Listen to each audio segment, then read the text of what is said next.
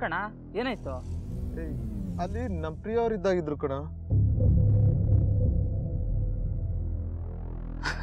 ಅಣ್ಣ ನೀವು ಯಾವಾಗಲೂ ಅದಕ್ಕೆ ನೆನಪಲ್ಲೇ ಇರ್ತೀರಲ್ವಾ, ಅದಕ್ಕೆ ಯಾರು ನೋಡಿದ್ರು ಅದಕ್ಕೆ ಅನ್ಕೋತಾ ಇದ್ದೀರಾ.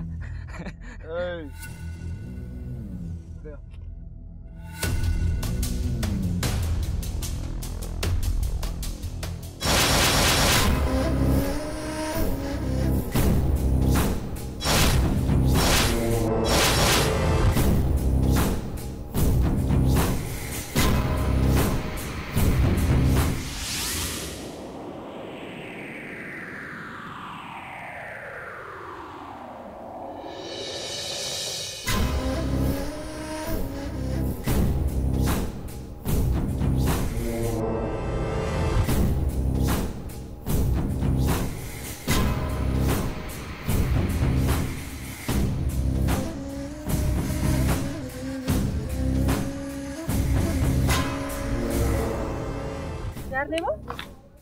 ಏನಾಗಬೇಕಿತ್ತು? ನಮಸ್ತೆ, ನನ್ನ ಹೆಸರು ಜೆನಿಫರ್ ಅಂತ. ಈ ಆಶ್ರಮದಿಂದ ಒಂದು ಮಗುನ ದತ್ತು ತಗೊಳ್ಳೋದಿಕ್ಕೆ ಅಂತ ಬಂದಿದ್ದೀನಿ. ಓ ಹೌದಾ, ಬನ್ನಿ. ಹಾಂ, ನಿಮ್ಮ ಅಡ್ರೆಸ್ ಹೇಳಿ. Number 2 Vivek. Jennifer. Okay madam, ನಾನು ಮತ್ತೆ ನಿಮಗೆ ಕಾಲ್ ಮಾಡ್ತೀನಿ. Thank you ma'am. ಕೂತ್ಕೊಳ್ಳಿ ಮ್ಯಾಮ್. Thank you madam. ಮಗುನ ದತ್ತು ತೊಗೊಳಕ್ಕೆ ಬಂದಿದ್ದಾರೆ. ಓ ಸುಮಿತ್ರಾ, ಮಕ್ಕಳು ಗಲಾಟೆ ಮಾಡ್ತಿರೋ ಹಾಗಿದೆ, ಅದೇನು ನೋಡಿ. ಸರಿ ಮೇಡಮ್. ನಿಮ್ಮ ಹೆಸರೇನು ಮೇಡಮ್? ಜೆನಿಫರ್ ಅಂತ. ಓಕೆ, ನಿಮಗೆ ಮದುವೆ ಆಗಿದೆಯಾ?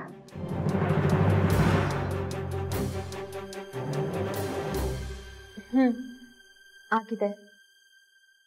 ಇಷ್ಟು ಚಿಕ್ಕ ವಯಸ್ಸಿಗೆ ಯಾಕೆ ನೀವು ಮಗುನ ದತ್ತು ತಗೋಬೇಕು ಅಂತ ಅನ್ಕೊಂಡಿದ್ದೀರಾ? ನನಗೂ ನನ್ನ ಹಸ್ಬೆಂಡ್ಗೂ ಅನಾಥ ಮಗನ ದತ್ತು ತಗೊಂಡು ಸಾಕಬೇಕು ಅಂತ ಆಸೆ. ಯಾಕಂದ್ರೆ ನಾವು ಅನಾಥರು.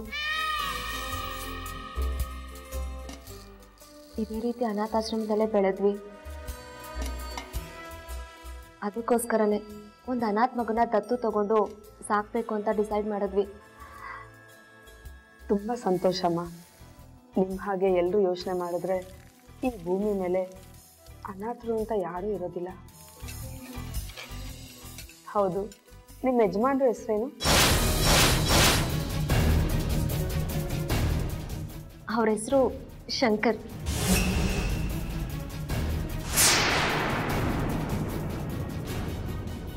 ಅಲ್ಲ, ಸಾಗರ್. ಶಂಕರ, ಸಾಗರ.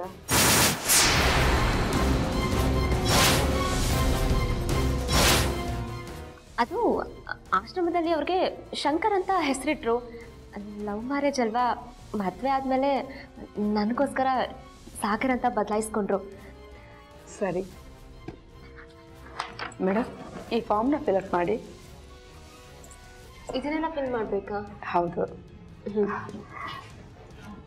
ಮೇಡಮ್, ಶಂಕರ ಬಂದಿದ್ದಾನೆ.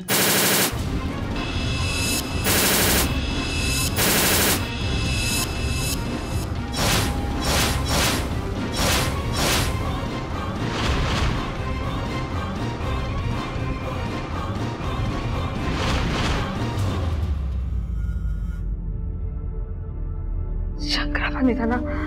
ಅವನು ಯಾಕೆ ಬಂದ?